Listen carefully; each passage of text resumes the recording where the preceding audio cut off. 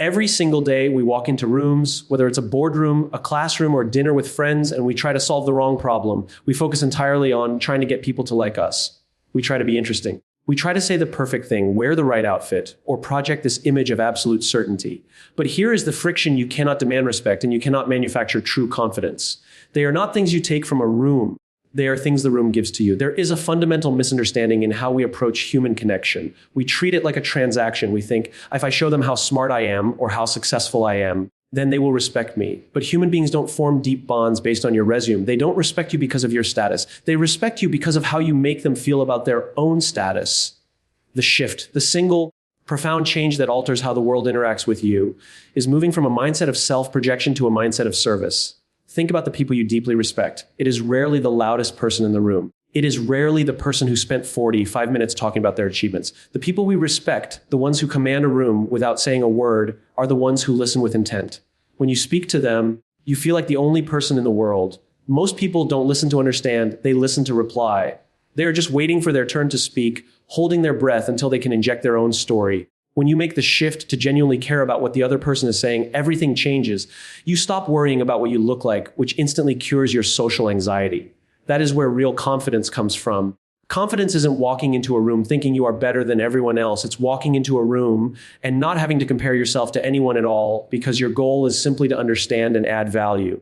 When you shift your focus from, how do I make them think I'm important, to, how do I make them feel heard, your presence changes, your body language softens, your eye contact becomes steady, and your voice loses that desperate, defensive edge. People suddenly feel safe around you, and when people feel safe, they trust you. When they trust you, respect follows naturally. It is a paradox of human nature. To change how people see you forever, you have to stop focusing so hard on yourself and start focusing entirely on the impact you have on the person standing right in front of you. Fifth keynotes of the speech, the shift from transaction to service. True respect is never demanded or manufactured through status. It is earned by shifting your focus from self-projection to serving and understanding others. The confidence paradox. Real confidence isn't about proving you are the best in the room. It is the freedom of not needing to compare yourself to anyone at all. Generous listening over replying, moving away from waiting for your turn to speak to actively listening with intent creates an immediate, deep sense of safety and trust. Presence is born from purpose. When your goal changes from wanting to be perceived as important to making others feel heard, your body language and tone naturally become calm and commanding.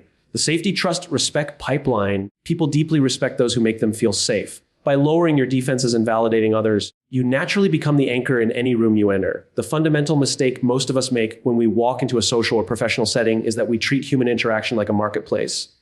We operate under a transactional framework. We think to ourselves, if I invest this story about my success, I will receive admiration in return.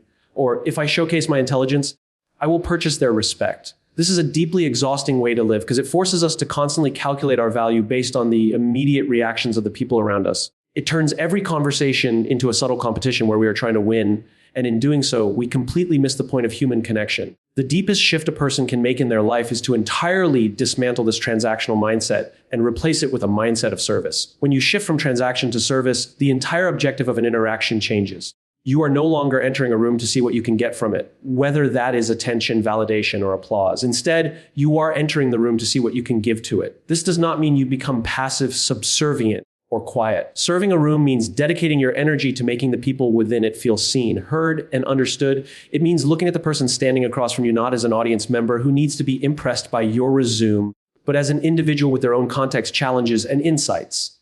The psychological impact of this shift on your own behavior is profound. When you are focused on self-projection, you are hyper-aware of your own flaws. You are constantly monitoring your posture, worrying about whether your joke landed, or stressing over what to say next. This hyper-awareness is the root cause of insecurity and social anxiety. It makes your energy feel defensive, rigid, and ultimately unappealing. But the moment your objective becomes service, that internal spotlight flips outward. You stop worrying about how you are being perceived because your mind is fully occupied with perceiving the other person. You ask yourself, how can I help this person express their idea? How can I add value to this conversation? Because your focus is external, your nerves vanish.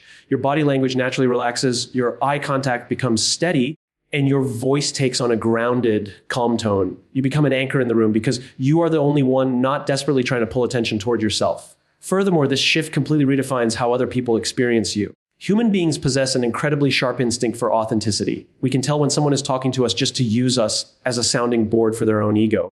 We can feel the hidden agenda when someone compliments us just to smooth the way for their own self-promotion. It creates a subtle, instinctive barrier. We keep our guard up. But when you approach someone with a genuine desire to serve, to listen to them with absolute intensity, to validate their thoughts, and to support their presence, that barrier drops. People instantly feel safe around you because they realize you are not a threat to their ego. You are not trying to diminish them to make yourself look bigger. You are creating a space where they feel elevated. This is the ultimate paradox of respect. The individuals who demand respect or try to manufacture it through their status, titles, or loud declarations rarely ever receive the genuine article. They might receive compliance, or they might receive polite nods, but they do not receive deep, authentic respect. True respect is a byproduct. It is something the room gives to you only after you have demonstrated that you care about the room. When you dedicate your presence to lifting others up, they will naturally look up to you.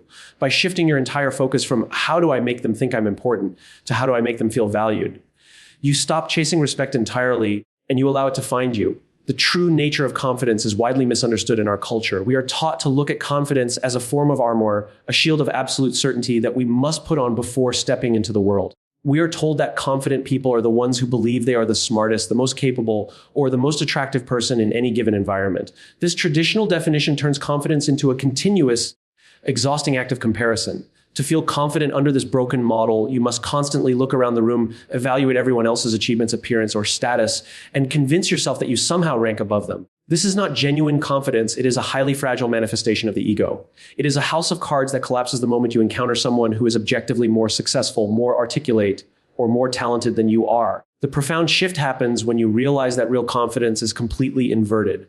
True confidence is not the belief that you are better than everyone else. It is the utter freedom of not needing to compare yourself to anyone at all. It is the transition from a state of constant competition to a state of internal security. When you possess this deeper form of confidence, you no longer view other people as benchmarks against which you must measure your own worth. You do not look at someone else's brilliant idea as a threat to your intelligence, nor do you view their success as a reflection of your failure. Instead, you are secure enough in your own value that you can celebrate their strengths without feeling diminished by them. When you free yourself from the trap of comparison, your entire presence changes. A person caught in the loop of comparison always carries a subtle edge of defensiveness. They speak to prove a point, they interrupt to show they already know the answer, and their body language signals a desperate need for validation. This behavior is instantly recognized by others as insecurity, no matter how loudly it is masked as arrogance. Conversely, when you step out of the comparison trap, that defensive edge completely vanishes. Your energy becomes calm and grounded.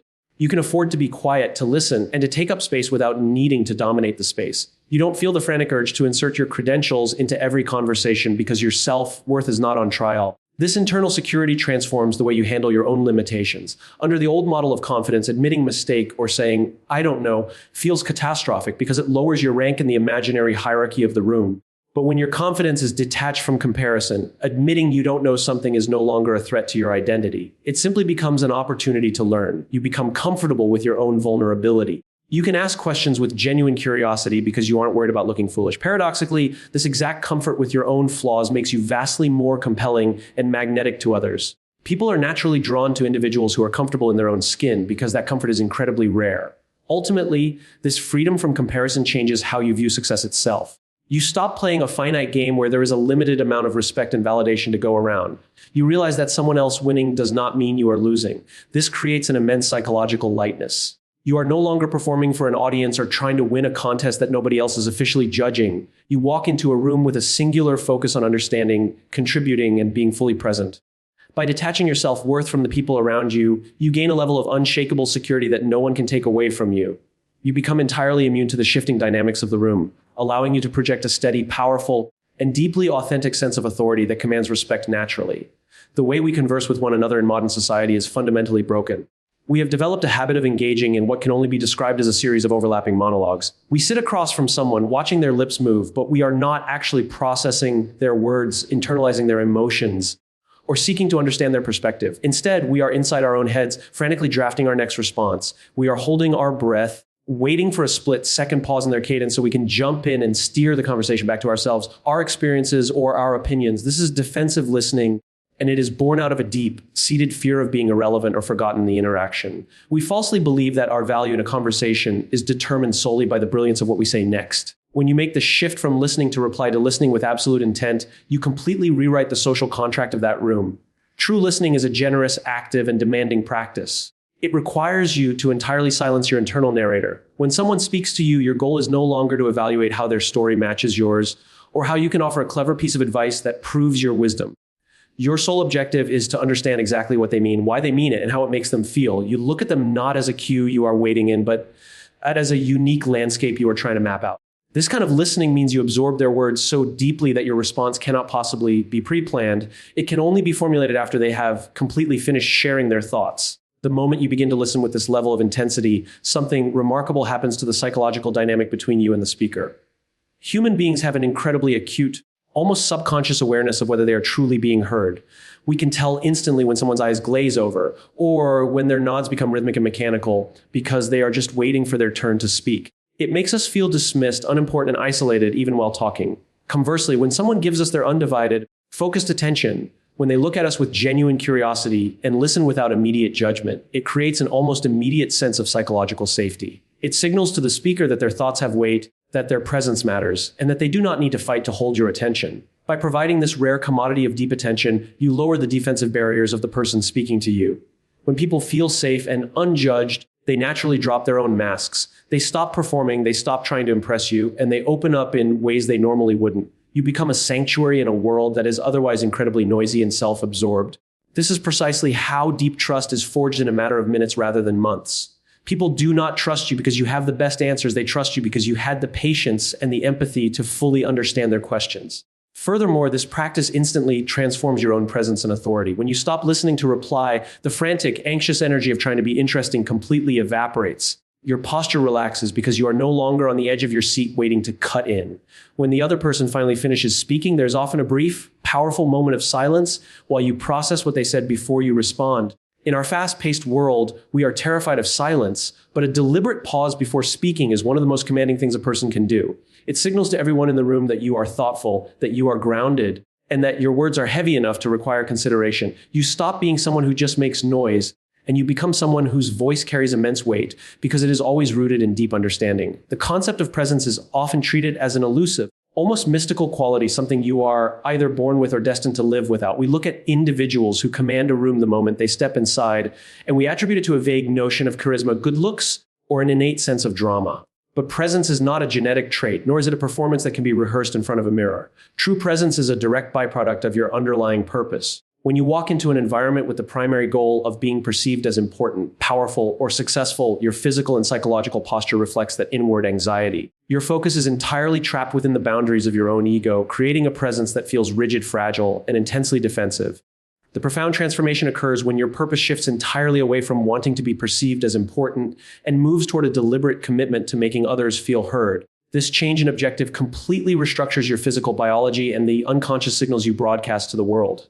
When your goal is to make the person in front of you feel valued, you no longer have any internal use for aggression, posturing, or forced dominance. Your nervous system recognizes that you are no longer in a status competition, causing your cortisol levels to drop and your muscles to relax. Your body language naturally softens, your shoulders drop, your hands become open and expressive, and your eye contact steadies into a gaze of genuine interest rather than a blank stare of evaluation. This physiological shift instantly alters your vocal tone. When a person is trying to project importance, their voice often carries a desperate, fast-paced, or overly sharp edge, driven by the underlying fear of losing the room's attention.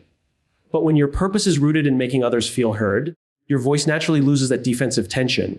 Your cadence slows down, your pitch deepens, and your delivery becomes calm and measured. You are no longer rushing to fill every pocket of silence with your own credentials because you are entirely comfortable letting the other person occupy the space. This combination of a relaxed physical posture and a grounded vocal delivery is the literal definition of a commanding presence. It signals to everyone around you that you are entirely secure in your own position, which instantly makes you the most stable and reliable force in the environment. When you operate from this state of purpose-driven calm, you become a powerful mirror for the room. Because you are not preoccupied with projecting your own image, you are fully available to perceive the subtle emotional and intellectual shifts happening around you. You notice the person who is trying to speak but keeps getting interrupted. You notice the unspoken hesitation behind a colleague's agreement. You notice the underlying tension in a casual conversation. Because your purpose is to make others feel heard, you naturally use your influence to pull those marginalized voices into the spotlight, validating their contributions and elevating their status. You stop using your energy to build a pedestal for yourself and instead use it to build a bridge for everyone else. This creates an incredibly magnetic effect. People are instinctively drawn to individuals who clear a path for them to be their best selves. In a world where almost everyone is desperately trying to scream louder than their neighbor to prove their own significance, An individual who uses their power to give others a voice stands out completely. You do not have to demand attention because people will willingly and eagerly give it to you. Your presence ceases to be a display of loud, empty authority and instead becomes a source of quiet, unshakable influence. By abandoning the exhausting pursuit of looking important and adopting the singular purpose of making others feel heard, you naturally embody the very respect and authority you once tried so hard to chase. The architecture of human relationships is governed by a strict, sequential pipeline that cannot be bypassed or rushed. We often try to force our way to the end of this pipeline, demanding that people respect us or follow our lead simply because of our title, our expertise, or our social position. But respect is not a starting point, it is a destination. To understand how to get there, we must look at the psychological foundation upon which all healthy human interaction is built. It begins with safety, matures into trust, and culminates naturally in respect. If you do not establish the first element, you will never truly achieve the final one. To create safety in an interaction means to strip away the inherent social risk that people feel when they encounter someone new or powerful. Under ordinary circumstances, individuals carry an unspoken anxiety when entering a room. They worry about being judged, being rejected, or being made to look foolish. Their psychological defenses are raised and their egos are on high alert. When you enter that same room with a defensive, self-serving attitude, you validate their fears, causing them to tighten their armor. However, the moment you intentionally lower your own defenses, by listening without judgment, admitting your own limitations, and validating their perspective, you alter the entire environment. You signal to their subconscious mind that you are not a threat to their ego, their status, or their dignity. By making it safe for them to drop their mask, you establish the critical initial baseline of safety. Once a person feels safe in your presence, the relationship naturally transitions into the next phase of the pipeline, which is trust. Trust is not built on grand dramatic gestures. It is built on a series of microscopic consistencies over time. It is the predictable realization that your intentions are aligned with their well-being. When someone observes that you consistently listen to understand rather than to exploit, that you do not use their vulnerability as a weapon, and that you genuinely care about their success, their brain registers you as a reliable ally. Trust is the comfort of knowing that someone has your back when your back is turned. By repeatedly prioritizing the safety of the other person over the promotion of your own image, you transform a casual connection into a deep, unbreakable bond of trust. It is only after this foundation of safety and trust is firmly cemented that genuine respect can emerge. True respect is an involuntary psychological response. It is something people cannot help but feel towards someone who has anchored them in safety and elevated them through trust.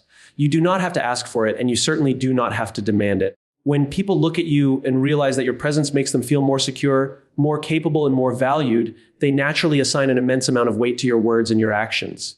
They begin to look up to you not because you forced them into a lower position, but because you used your strength to lift them up into a higher one. When you master this pipeline, your role in any room completely shifts. You stop being a participant who is subject to the emotional volatility, the petty competitions, and the nervous energies of the environment. Instead, you become the literal anchor of the room. When a crisis hits or when tension rises, people will instinctively turn their eyes towards you. They will do this because their subconscious remembers that you are the source of safety and stability. Your calm becomes their calm. Your clarity becomes their clarity. You command the room not by shouting down the noise, but by being the quiet space where the noise finally stops. By understanding that respect is a byproduct of safety and trust, you stop chasing the illusion of authority and instead become a truly impactful, unforgettable leader. Ultimately, how people see you is not a reflection of how loudly you promote yourself, but a reflection of how deeply you serve them. When you choose to step out of the exhausting loop of transaction, comparison, and defensive listening, you break free from the trap of constantly trying to prove your worth. By dedicating your presence to making others feel safe, heard, and valued, you stop chasing respect and instead allow it to find you. The greatest shift you can make is to realize that true authority is never taken. It is willingly given by those who trust your intent. When you become the anchor of safety and understanding in a room, you don't just change how people see you forever, you change the very nature of how you impact the world.